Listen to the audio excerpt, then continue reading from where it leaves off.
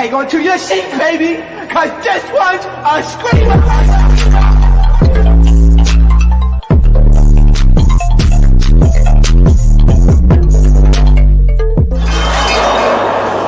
Are you not entertained? Are you not entertained? What is going on, entertainment? So I'm coming out with another video. We're doing a Hollywood Hot Topics. Before I get started, hit that like button, hit that subscribe button. Let me know what y'all think about this video. Okay, so y'all, by the way, I got some good news. Now it's not my news, but you gotta be happy for your friends, okay? Because that's how blessings come. Tell me how my whole girl Squid Games called her. They said, please, you want to come to Squid Games?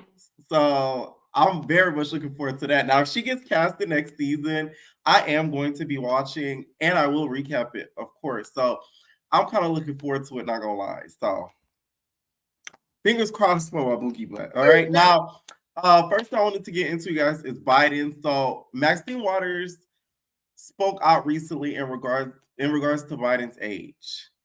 Y'all know how I feel. Well, I don't know how y'all feel. I don't know if y'all know how I feel about it. Biden, to me, although older, I feel like, do we want a civil war or do we want to continue irresponsibility? Because I feel like Trump is pulling the wool over a lot of people's eyes and he's making it seem like things are going to go back to normal and it's going to be financially stable like it once was, and we're going to be in a stable spot. But I just feel like he's just pulling the wool over our eyes and we're just all going to be sheep.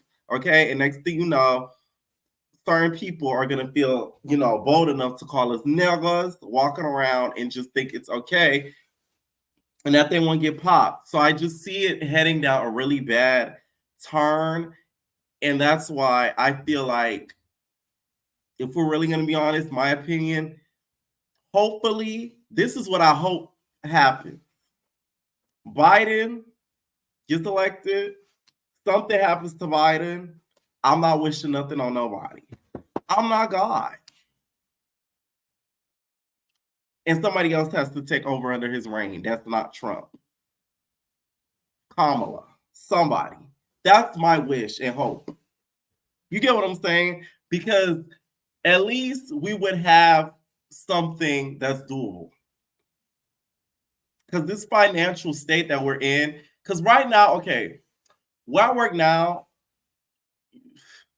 you can obtain funds, right? Of course, I can't say it. America's broke, y'all, like real broke. When I tell y'all, broke, just broke. The people you think that walk up in there think, oh, they got coin. No, they broke too. It's really bad. I don't think people know the financial state that we're in right now, and people don't realize how bad it is. Like, it's worse than what we actually think. And me working there, it makes me it opens my eyes. Now, she talked about how she, is older than Biden, and he will suffice during his next reign. Now, at a point in time where people are talking about Biden is too old. Hell, I'm older than Biden.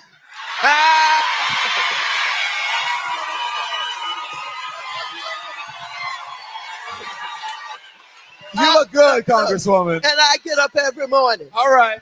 And I exercise. All right. And I work late hours. All right. I take care of black people. All right. Trump has told you who he is. He defined himself. He is a no good, deplorable, lying, despicable human being. Now, I love Maxine and all, but you forgot one thing. You might take care of your black people. You get up and you exercise. You wash your pussy. I wash my hair. I take a shower. I wipe my butt. But guess what you forgot? I'm black. You black and Biden's white. I'm sorry. When in regards to certain things, we outlast a lot of different things when it comes to beauty and agility. Okay? And ableness. Because we just have the strength because of the ancestor struggles that we carry to power through in circumstances that people of other hues may not be able to withstand. And that's what you're forgetting. Okay.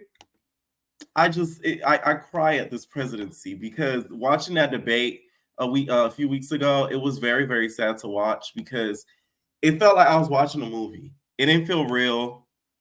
It felt fake. It felt contrived. It felt like a scene out of a movie. And it's like people are mad. And I did vote not only the past presidency, but also during the primaries. So not too much.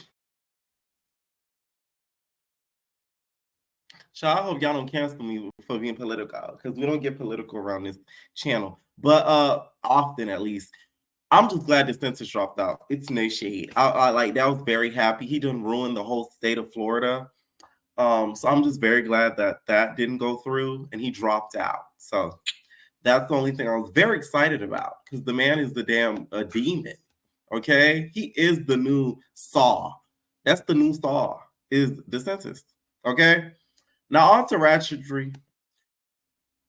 Toni talked about the Auntie podcast.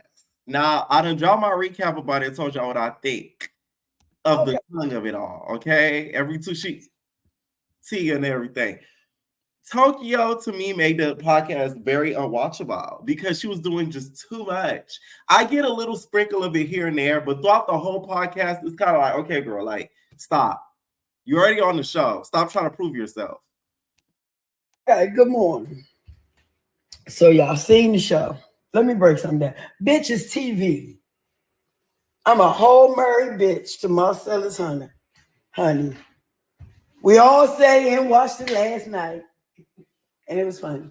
However, it's amazing how you slut bucket nobody ass bitches worried about me cocking a leg up, but you didn't worry about him calling. We not worried about you cocking a leg up. We was worried about you keep wanting to cock. There's a difference, Tokyo. It came across overtly thirsty. And the fact that you involved your daughter, that's what really rubbed me the wrong way. You could have did all that without bringing China up one time. You get what I'm saying? You could have left China out of it. And y'all wonder why China, went into the sort of path that she went down with, chases peace and spirituality because your toxic ass. Calling me names. You didn't worry about him putting a person's name in shit that wasn't there, that you never could prove that you fucked anybody. So make me understand why these jealous ass nobody bitches love to be so invested. My whole thing is, if she's referring to in regards to Black China, she said the Black China thing first before he ever did. Now he confirmed it when he said that, she got that good old arm twist, and I guess she got that grapefruit and could slob on the knob and give a good job. But at the end of the day, you brought it up first. He just did the alley-oop. Invested in me. Bitch, stay invested. Make sure you subscribe to the Zeus Network. Bitch, it gets better than this. You know I am the show. I am motherfucking TV. Go! Act Zeus! He told me. So, at the end of this, they didn't show it. I was kind of baffled why they didn't, since it started off that way. I guess they wanted to keep it cute. But no, he kissed my hand at the end. And hey, gang, it was all in fun, all in TV. That man has a baby on the way. Take no.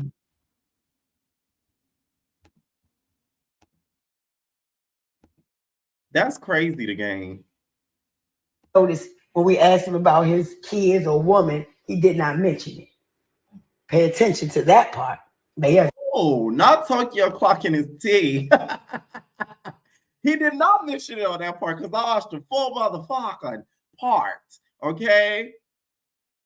Now let me find out, Tokyo, that you knew about that child and you didn't bring it up because you didn't want him to go haywire and quit mid interview. There's a fucking new baby on the way. He ain't just get her pregnant yesterday. So it's TV. So okay, good morning. So y'all seen the show. I didn't even know Tokyo had a man. So what you be doing up in them hotel with them Johns, allegedly? You know what I'm saying? What happened with that video with the man? Was that the husband? I just feel like the show could have had a lot more format. That's why it kind of disappointed me watching it. Although it was the key. I felt like I was watching like late night comedy, like Bernie Mac style or some shit. I guess that's the vibe they're trying to go for. If it is, they succeeded. It all depends on the vibe they were trying to go for. But if they were trying to go for like a formal podcast, they didn't hit.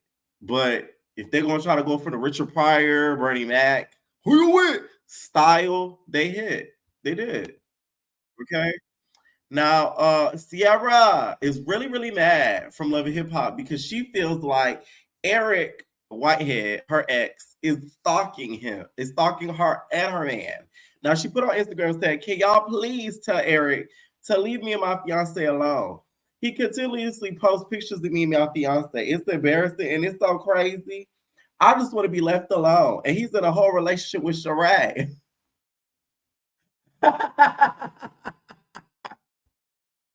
I'm sorry. It's the fact that like you reading him, but you just drag her in there. She ain't even do nothing. You get what I'm saying? But you're like, let me just expose y'all bitch asses real quick. He needs to be left alone. He's in a whole relationship with Sheree. You got a whole housewife, and you acting so classless at her house at the pool party, posting pictures of her pool inside her house, being a groupie. He is seeking attention, looking for a way to get on TV from a successful woman. How you at your girl house bothering me? Leave me alone, bro. Take it like a G and move on. The fact that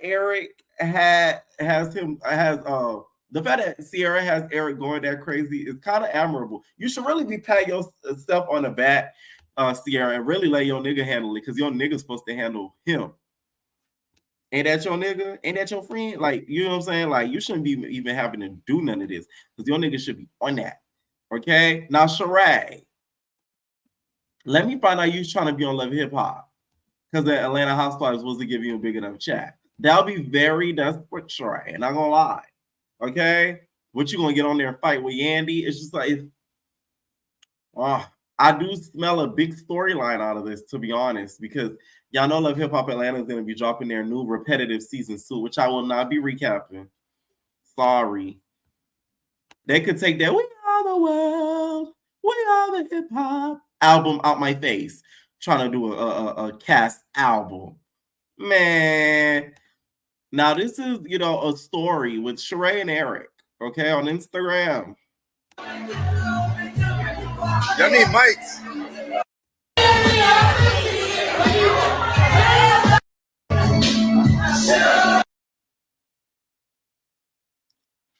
Okay, so he's really out there showing that he's having a good time.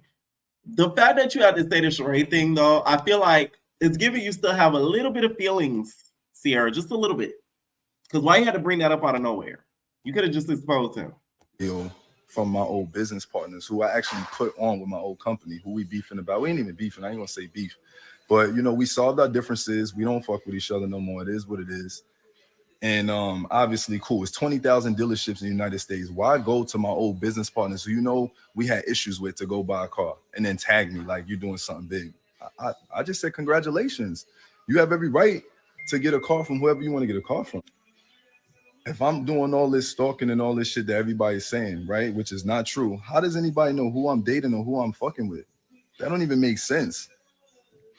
That don't even make sense at all.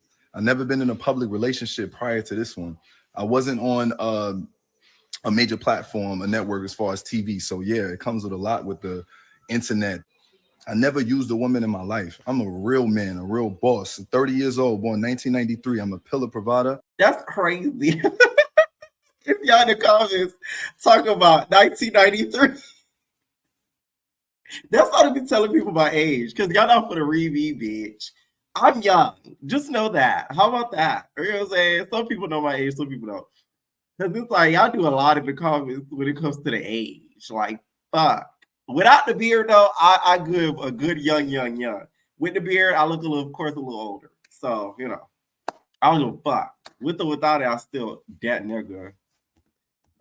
And a protector. It was more or less about a car deal from my old business partners who I actually put on with my old company, who we beefing about. We ain't even beefing. I ain't gonna say beef. But, you know, we solved our differences. We don't fuck with each other no more. It is what it is.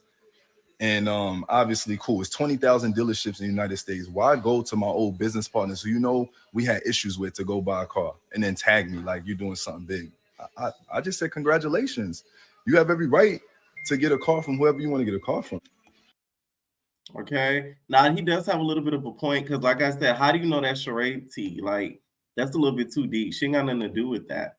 So, yikes. Okay. Condolences do go out to Bhad Bhabie. She shared footage of her apparently getting abused on social media as of lately. Now, I wanted her to be on Baddies next season, but at this point, that's enough trauma right there. The last thing we need you to do is hop over to the Zeus Network and get even more trauma that she already has. Okay. This girl, although disrespected the fuck out of her mom, you can tell was going through stuff, and that's why she did the Catch Me Outside. How about that? Because she was probably trying to find herself. So hopefully she does get out of this situation. She did post and delete, and it was a real bad picture of her and her eye. And you know, it was just a sad situation to see, especially with Bhad Bhabie being so young, because a lot of people forget how young this girl is. She's low-key like a child. The reason why she wasn't on Baddies for the past few seasons is the bitch wasn't even legal. Okay. Now, I know I did the Baddies recap, and you know, I talked about Asia's wig. You get what I'm saying? And like, I'm starting to reflect about it. Because maybe it wasn't giving James Brown. So I take back my read against Asia. Y'all know I think Asia's gorgeous. She's one of the prettiest baddies out of the whole series, if we really want to be honest. I just didn't appreciate the wig after Animac. You get what I'm saying? So that's why I said what I said. Okay. So I'll take it back. It actually does look good on her. It does. It does. It does. Now I wonder if she saw the video.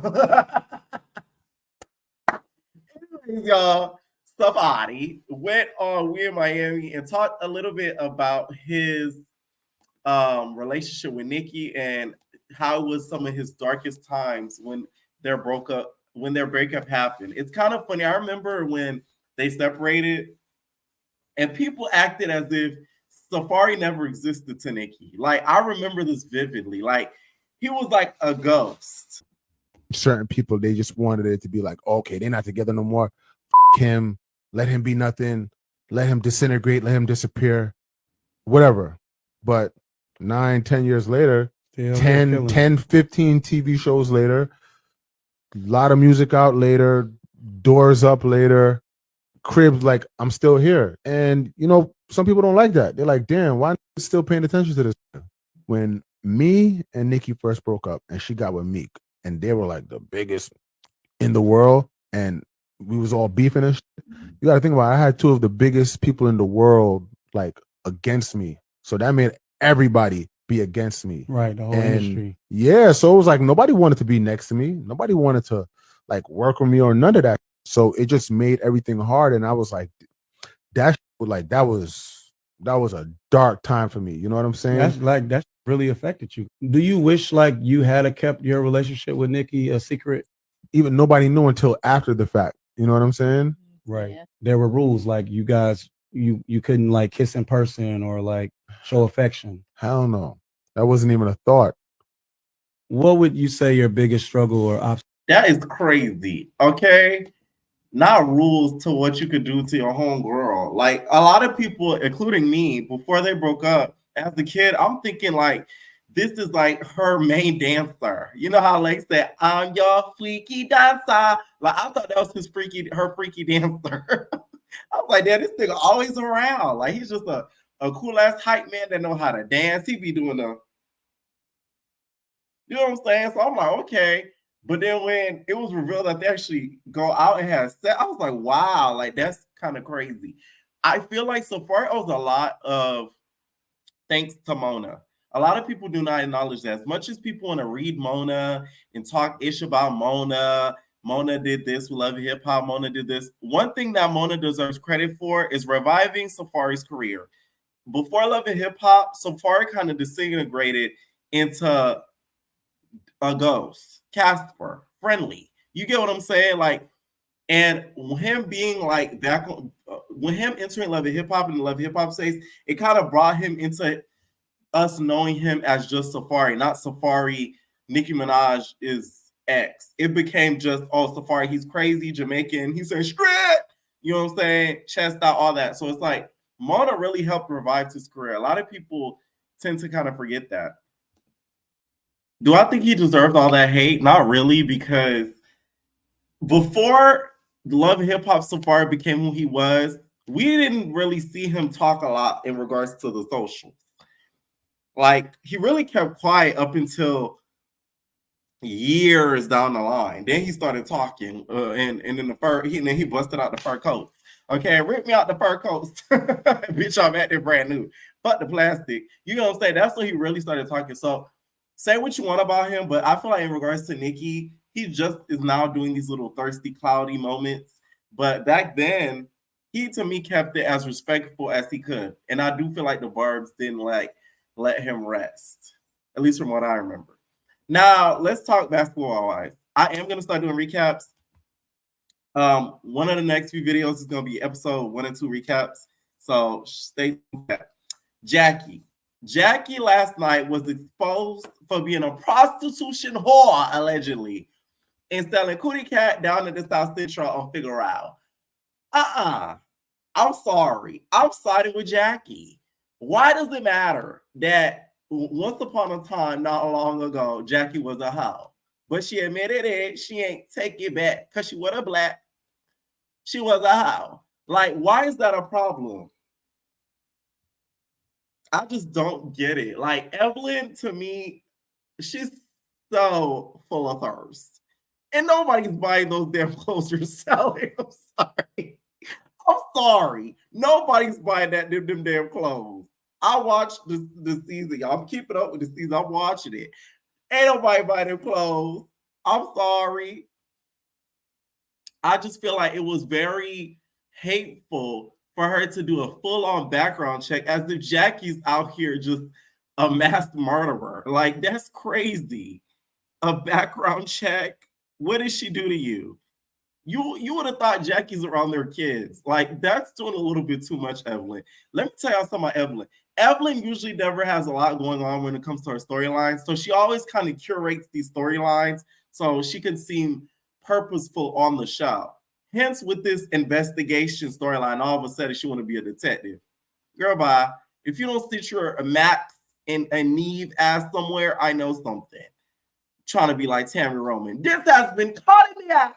Unfaithful with Tammy Roman. You get what I'm saying? You try to be like Tammy Roman, bitch, and I see what you're doing.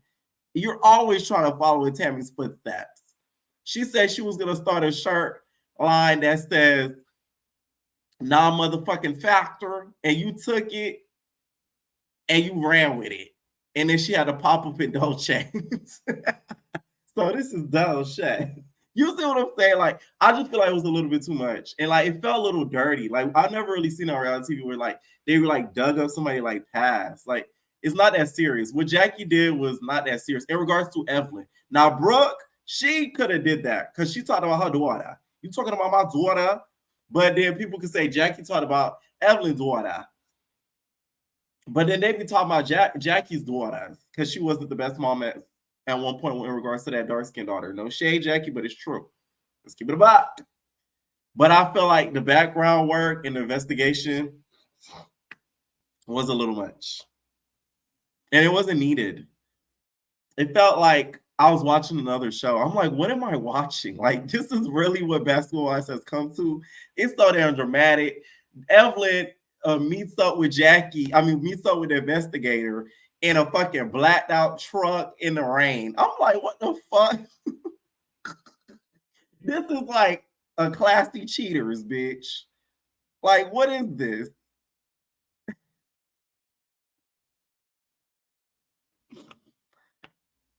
the classy version of cheaters. They should have just renamed the episode Infidelity, okay, instead of cheaters. Infidelity. All right. Now, Jackie, y'all know, is very slick.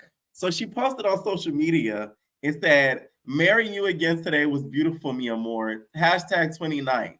Infinite love, baby." Y'all know Jackie gonna marry damn Doug every year just so she could remind him that she's not going anywhere. That bitch is staying, okay? How that song go? I'm staying, and you gotta love me. Oh, all right. I tried so very hard. Okay. Say what you want about Jackie, but Doug has never been in any cheating scandal. They've never broken up publicly. He's never spoken out negatively about her. Like, that's a lot to be said. I'm sorry. Say what you want. But Evelyn, you done ran through a whole 4 leagues and you still can't find a nigga. So you can't really say too much about Jackie, and you need to start taking some lessons. As evil as Jackie is with her all black, looking like Maleficent, she must have an evil spell that you should take, bitch. Because it might work in your favor. That's what I think about that whole spiel. Now, they revealed last night that Jackie was selling punani down in the South Central. Now, this is what I was calling cheaters. You see them all out there. Evelyn is sitting in there with this white investigator man, okay, in a black truck. It looked like an Escalade, Mercedes, whatever, getting tea about Jackie Marie Christie. Now, what shocked me to find out was Jackie was married 4 times. I was like, whoa. And that's even more impressive because she went through the ringer before she found a good one. And another thing that shocked me was the name. I was like, Wilson. I think it was like Jackie Marie Wilson or Willie or Wilson, Jackie Marie Wilson, Christie or some ish. Like, she had like 14 aliases and she was selling punani down there in the South Central. Okay. Pressure was her homegirl. Let me stop. Allegedly, I'm playing. You see what I'm saying? Like, I just feel like a lot of people have done a whole lot of dirt in their past. So, Evelyn, you're not really in a place to judge because we could dig up a whole lot about you and stuff that you've done. So I just don't think that it was necessary to do all that about Jackie. But it was very interesting to find out some of that information. I will say that. Okay? Now, I'm not promoting selling cooch. I'm selling cooch. I'm not Suki. But Jackie's not selling cooch now. Her man is going to the coochie world, which is her own man. Your man want to go to the coochie world, so he end up with a coochie girl. You see what I'm saying? That's all. Now, Simon, speaking of more relationships, it looks like Simon's getting a little bit messy because he's accusing Porsha of getting some of Future's Pluto. Oh. Said neighbors, this has been some of the messiest divorces ever. According to Untouched Weekly, Simon Gobadia is reportedly requested that Porsha will stay under oath and answer a series of questions about the relationship and her behavior before and after the divorce was filed. In the document obtained by the outlet, Simon is trying to get to the bottom of why Porsha married him and divorced him so quickly. Some of the questions he wants Porsha to answer are in regard to her allegedly only marrying him for his money and her reportedly never loving him. The other questions are based on why Porsha filed for divorce without telling Simon, as well as questions surrounding their prenup. What was your understanding of the reasons why your husband paid a 5-figure monthly allowance during the marriage? One of the questions reportedly read. Ooh, that's invasive. Sheesh. I would have been like, none of your business. Simon is also questioning Porsha's faithfulness during their marriage. He wants her to explain the nature of her relationship with a man named Kelvin, her ex and child's father's Dennis McKinley, and another man named Jonathan. Oh, wow. Shockingly, Simon also wants to know the extent of Porsha's relationship with Future. Explain the nature of your relationship with... Wait a minute. Not the full legal. That's crazy. Nevadius Demar Cash, professionally known as Future. Then you got a hood ass named Future. Not Nevadius. Sources close to Porsha have denied that she even knows Future, but it has been a reason why Simon thought to include that in the questioning. Child, what are your thoughts? Simon at this point is dragging it. If you don't want to be with this lady, get her out your house. One. And a lot of people feel a way about the house situation. I feel like that's not Porsha's home. Porsha, that is what you get for walking in that lady's house, dipping in her pool, and then you dipped in the bed with her husband. And now you're dealing with all this. So this is just karma. But that at the end of the day, that's not her home. They were in a marriage, don't get me wrong. But legally, I feel like that home isn't indebted to her. You did not purchase it, and your name probably isn't even on the lease. But when you marry without a prenup, which I think they did, you get into muddy waters. And now you got not only she in your house, you got her baby daddy in your house. I know. Let me tell you something. Simon gonna do some African root work on her, and it's gonna be real bad. Okay, I'm just saying. Porsha gonna like turn into a horse. Y'all call her a stallion all the time. Watch when she on this season of Atlanta. Now he also, and you know, with Simon, he's not one to hold his tongue. He said, if I didn't allow witches in my life, my angel would not have worked so hard. Didn't I tell y'all? He's speaking of witchery already. Do I believe the Future situation? I wouldn't put it past Porsha. Porsha has her fun. She's a fun girl. So I won't put it past her to, you know, have her fun. And I'm not mad at it if she did, if they were separated. Future gonna do what the Future gonna do. At the end of the day, let's not act like she mentally probably thinks that if she allegedly did do anything with Future, that it was serious. You know what I'm saying? Let me know what y'all think down below. And we're all babies. No personal thing.